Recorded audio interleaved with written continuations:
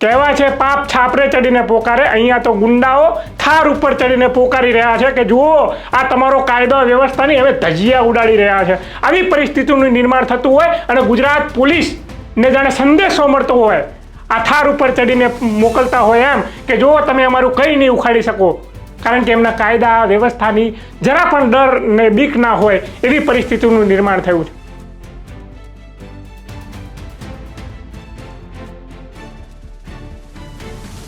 સાચો અમદાવાદની અંદર આ લુખ્ખાઓ, આ ગુંડાઓનો આતંક એ દિવસે ને દિવસે વધતો જાય એવા વિડીયો સોશિયલ મીડિયાના મારફતે વાયરલ થઈ રહ્યા છે। આ લુખ્ખાઓને, આ ગુંડાઓને જાણે પોલીસની જરા પણ ભય, ભીતિ, ડર ન રહ્યો હોય એવી પરિસ્થિતિનું નિર્માણ થયું છે। આ લુખ્ખાઓ જાહેરમાં કોઈ વાહન ચાલકને એની ગાડી ઉપર ચડીને મારતા હોય એવા સીસીટીવી ફૂટેજ વાયરલ થયા છે।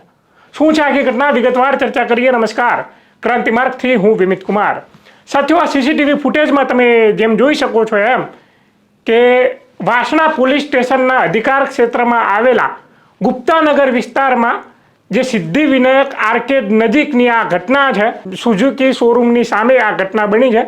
અને આ સીસીટીવી ફૂટેજમાં જેમ તમને દેખાય છે એમ એક થાર ચાલક આ પસાર થતો હોય છે, પોતાની દુકાન બંધ કરીને પોતાના ઘરે જતો હોય છે। એ દરમિયાન કોઈ બ્રેઝા કારની અંદર 3-4 લોકો આવે છે, એને ઓવરટેક કરે છે અને ગાડી રોકે છે અને થાર ચાલક અને એની થાર ઉપર હુમલો કરે છે।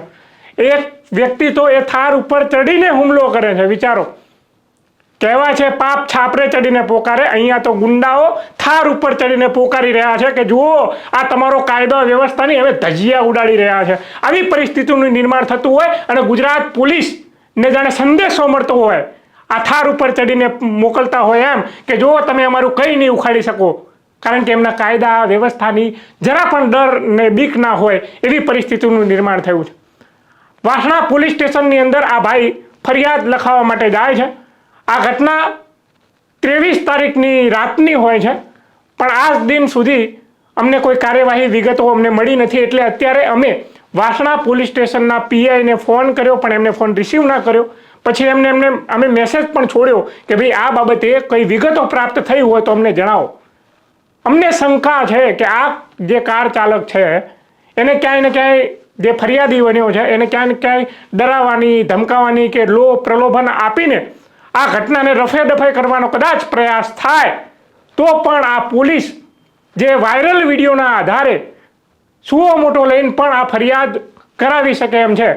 અમે સોશિયલ મીડિયાના માધ્યમથી એમની ડિજિટલ વેબસાઇટ ઉપર એફઆઈઆરની નકલ શોધવાનો પ્રયાસ કર્યો, પણ અમને ક્યાંય મળ્યું નહીં। કેમ નથી મળી મને એફઆઈઆરની નકલ? એ કદાચ મારી આંખમાં ક્ષતિ હોઈ શકે, કાં તો એમની વેબસાઇટમાં ક્ષતિ હોઈ શકે, પણ આપણી ગુજરાત પોલીસ તો એફઆઈઆર ના નોંધે એવું બને નહીં। મને વિશ્વાસ છે કે આ પોલીસે એફઆઈઆર નોંધી હશે। નહીં નોંધી હોય તો પોલીસ પણ જવાબ આપે કે કેમ નથી નોંધી। અને આ ઘટના બાબતે આગળ શું કાર્યવાહી થવાની છે એ અમને વિગતો, જાણકારી અમને મળતી રહે એવો અમે પ્રયાસ કરીશું। ત્યાં સુધી તમે જોતા રહેજો કે કેવી રીતે અમદાવાદની અંદર આ આતંક બેફામ બન્યો છે અને એના ઉપર આ પોલીસની કેવી કાર્યવાહી થઈ રહી છે। શું બનાવ છે, હકીકત શું છે, ફરિયાદ નોંધાઈ નથી નોંધાઈ, શું હકીકત? એક બનાવ વાસણા પોલીસ સ્ટેશનની હદમાં થાર ગાડીને 23 તારીખે રાતના સમયે રોકી અને એક અજાણી બ્રેઝા ગાડીના માંથી 3 થી 4 માણસો ઉતરી અને થાર ગાડીના ચાલકને રોકવાનો પ્રયાસ કરે છે તથા ગાડીની સાથે રોકવા માટેના પ્રયાસના ભાગરૂપે એને ઉપર તોડફોડ કરે છે। કોઈ વિડીયો સોશિયલ મીડિયા ઉપર વાયરલ થયેલા, જે વિડીયોની આધારે તપાસ કરતા ઉપરોક્ત જે થાર ગાડીના જે નંબર છે GJ01WM1616 છે અને જેના વ્યક્તિ છે ચલાવનાર શાહનવાજ મોહમ્મદ યાસીન કરી છે, જે ગ્યાસપુરનો વતની છે।